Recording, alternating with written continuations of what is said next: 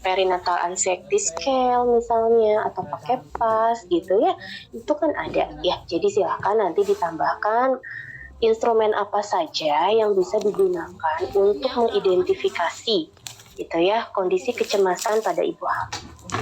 Gitu, karena kita saat ini sudah harusnya tidak bisa lagi ketika menanggapi itu saya bingung, saya cemas, saya khawatir gitu ya. Tapi langsung kita tanggapi dengan tenang, Bu, nggak apa-apa gitu. Ya, itu yang tidak diharapkan sebetulnya. Artinya apapun yang dikeluhkan oleh klien kita harus bisa menggali lebih dalam gitu ya.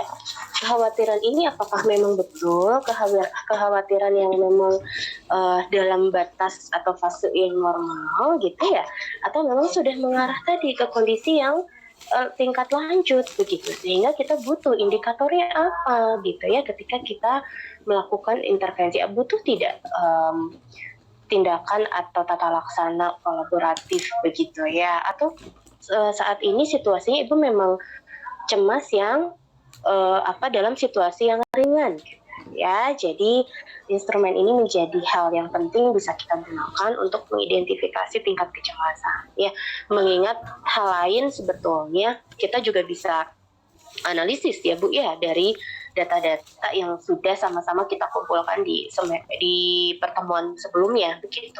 Jadi terkait dengan misalnya jarak kehamilan yang terlalu dekat, itu pun sebetulnya kalau ibu-ibu bahas dampaknya begitu ya, itu bukan hanya dari berdampak kepada kondisi fisik baik ibu maupun janin begitu, tetapi juga dari sisi psikologisnya gitu. Bagaimana yang terjadi ketika ibu misalnya minggu depan kan sudah aterm, ternyata memang tanda persalinan sudah muncul, atau memang sudah waktunya ibu bersalin dengan situasi bayinya yang masih 20 bulan, anak ya, gitu. Anaknya yang pertama masih 20 bulan.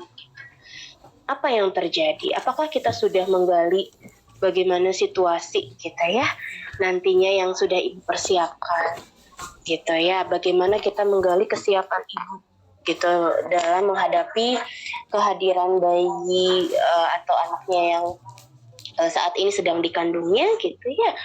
Bagaimana penerimaan dari anak pertamanya gitu. Adakah orang atau keluarga atau orang yang membantu dalam perawatan bayinya nanti atau seperti apa gitu ya. Itu kan kita juga perlu ya menggali dari sana. Kemudian selanjutnya yang ingin saya tambahkan terkait dengan hal tersebut juga ke depannya gitu ya. Tadi dari keseluruhan tata laksana asuhan yang sudah ibu-ibu sampaikan, belum ada yang memunculkan kebutuhan konseling KB-nya. Begitu ya ibu-ibu ya. Betul. Jadi dengan jelas bahwa situasi saat ini jarak kelahiran sebelumnya juga kurang dari jarak kehamilan kurang dari 2 tahun, kemudian juga ibunya dengan tingkat kecemasan ya saat ini gitu, yang memang kecemasannya perlu kita gali kembali. Nah pentingnya di sini begitu ya, bahwa dari beberapa hasil riset pun sudah sangat jelas bagaimana manfaat konseling KB yang bisa dioptimalkan sejak masa ANC begitu. Dan saya kira ini juga sudah menjadi salah satu prosedural ya Bu, di buku KIA saja sebetulnya sudah ada itu ya, bahwa ibu-ibu harus diingatkan terkait KB itu dari kehamilan, apalagi ini situasinya di trimester 3 gitu ya, gitu. Dengan pemberian konseling yang komprehensif sejak awal itu ternyata hasil penelitian pun berdampak pada meningkatnya aksesibilitas ya gitu, akseptor memilih alat kontrasepsi segera setelah bersalin gitu ya. Bahkan saat ini kan sudah sangat jelas ya ada program KBPP gitu ya, KB pasca persalinan gitu, yang tentu saja itu tidak akan bisa dicapai,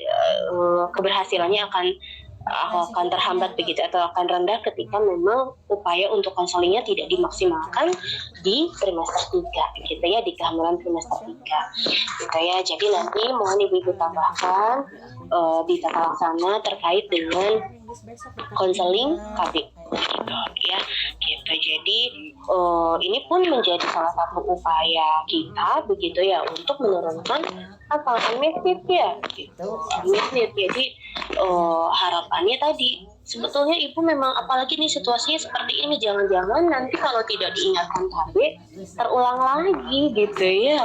Jadi ibu akan hamil lagi nanti ketika anak yang keduanya belum berumur atau sebelum berumur 2 tahun begitu ya. Jadi akan mengalami hal yang sama kembali ya. Kemudian sebentar ya, selanjutnya terkait dengan tata laksana KRAM ya gitu. Tata laksana KRAM tadi ibu-ibu sudah menyampaikan terkait mobilisasi aktivitas begitu ya, dan mohon ditambahkan juga bagaimana ketika KRAM ini sudah terjadi gitu ya, bukan hanya bentuk antisipasi supaya tidak mengalami lagi KRAM selanjutnya gitu ya, dengan tak adanya tadi aktivitas ambulasi, kemudian suplementasi mikronutrien gitu.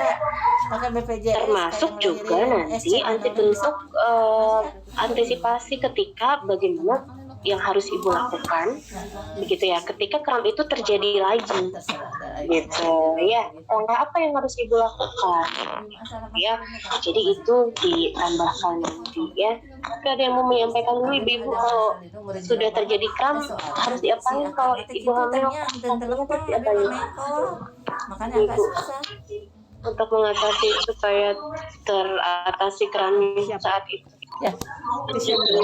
Ya, ibunya dianjurkan untuk lebih rileks, untuk meregangkan kakinya dulu sambil berbaring, terus agak dipijat-pijat dulu biar rileks. Terus sudah misalnya KRAMnya rendah, kakinya diangkat lebih tinggi posisinya dari kepala.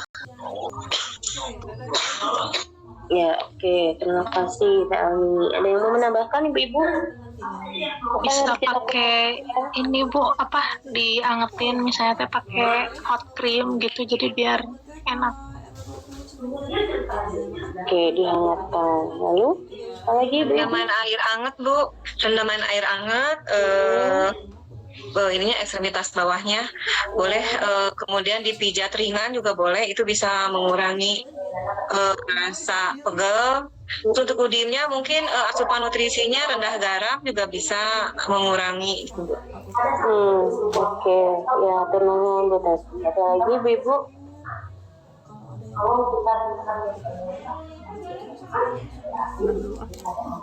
Ya, posisi kaki berarti ya melakukan penekanan kan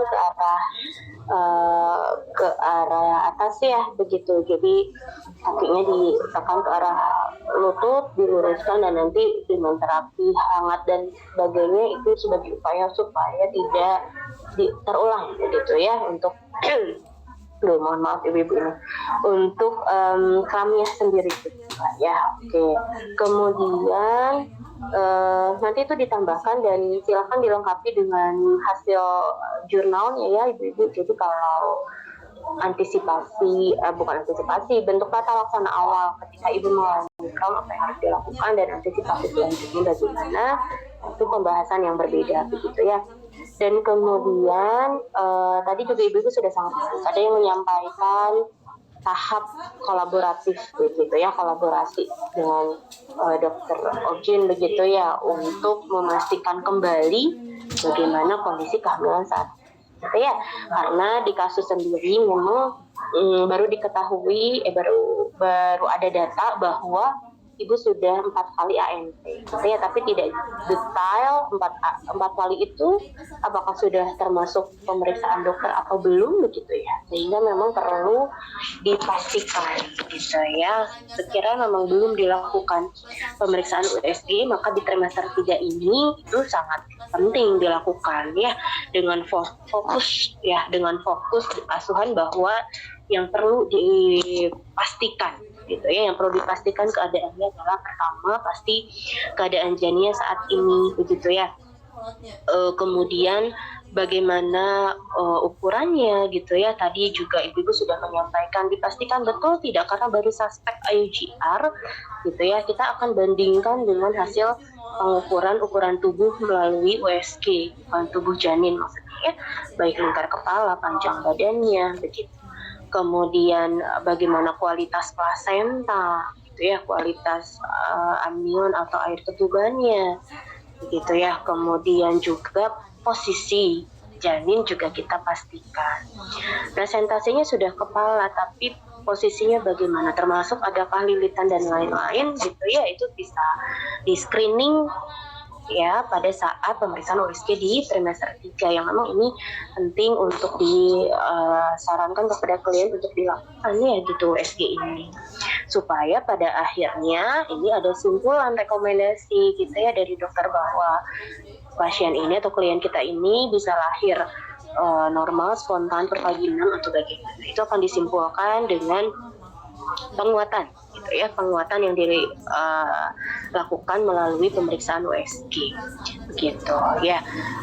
Dan tambahan lagi terakhir dari saya catatannya terkait dengan pemeriksaan laboratoriumnya juga penting ini dilakukan juga di akhir trimester 3 gitu ya, mengingat adanya tadi upaya untuk persiapan gitu ya, mengingat tadi ada faktor resiko yang dimiliki oleh ibu gitu ya, faktor resiko tadi dengan jarak kehamilan yang terlalu dekat gitu. Jadi memang penting bagaimana situasi saat ini, ibu perlu dikuatkan HP-nya gitu ya.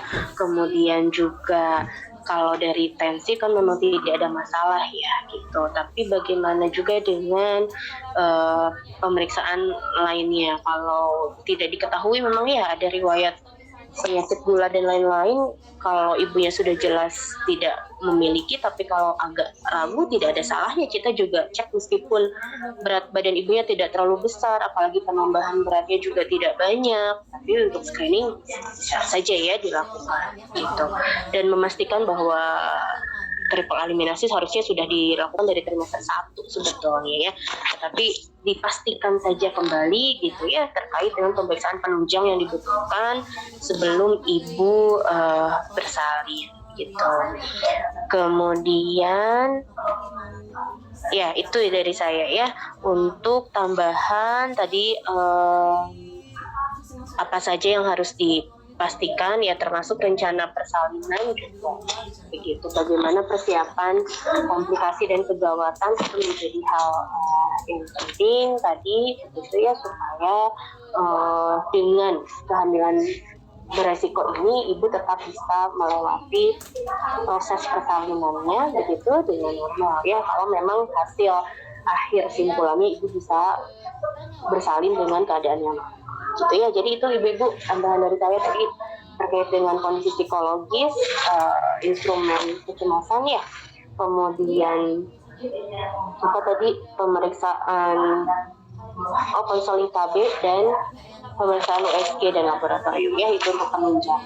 Perlu tadi penguatan yang kita simpulkan dari kasus yang kita hadapi. Selain nanti ibu-ibu juga kuatkan kembali terkait dengan ini ya, patofisiologinya. Saya pun membaca di laporan ibu-ibu begitu ya gitu. Jadi belum terlihat gitu, misalnya gini, tadi ibu-ibu menyampaikan bahwa kami itu berhubungan dengan defisiensi kalsium magnesium gitu ya. Nah itu prosesnya seperti apa sih dengan kondisi bahwa tubuh kekurangan kalsium magnesium, kita bisa memunculkan kram gitu ya. Mekanismenya seperti apa selain dari adanya terhambatnya aliran darah begitu ya dari panggul begitu, karena memang bertambahnya berat janin begitu ya. Juga tadi kenapa dari kalsium sendiri bisa berdampak kepada munculnya kram gitu ya. Jadi malah dilengkapi dulu, termasuk juga tadi mekanisme yang lain ya.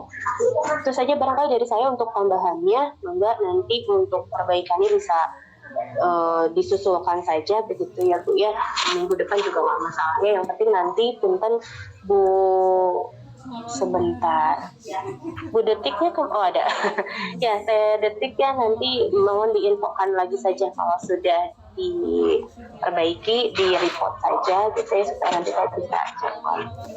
Begitu ibu-ibu, dari saya tambahannya sedikit ya, yang lain selebihnya sudah sangat baik. Dan titip tadi trimester 3 konseling KB-nya ya Bu ya, jangan ketinggalan. Ya, supaya bisa optimal untuk capaian target after KB kita bisa meningkat. Ya, ibu-ibu atur nuhun, itu saja. Ada tambahan lagi atau ada yang masih belum terbahas barangkali? Kalau dari catatan saya sudah semua. Enggak ada lagi yang belum? Cukup. Udah cukup mungkin. Cukup ya. Baik. Ya, atur nuhun ibu-ibu semuanya. Ya, alhamdulillah untuk tutorial kedua ini sudah selesai ya. Atur nuhun untuk Teh Detik yang sudah berkenan membantu jalannya proses diskusi, dan ibu-ibu semuanya yang sudah berperan aktif ya.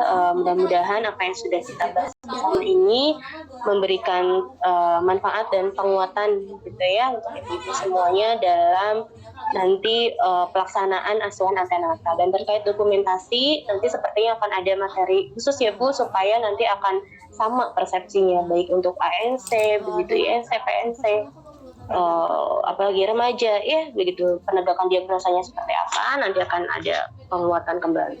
Ya, hatur nuhun ibu-ibu, saya tutup. Mohon maaf kalau ada yang tidak berkenan. Assalamualaikum warahmatullahi wabarakatuh. Waalaikumsalam.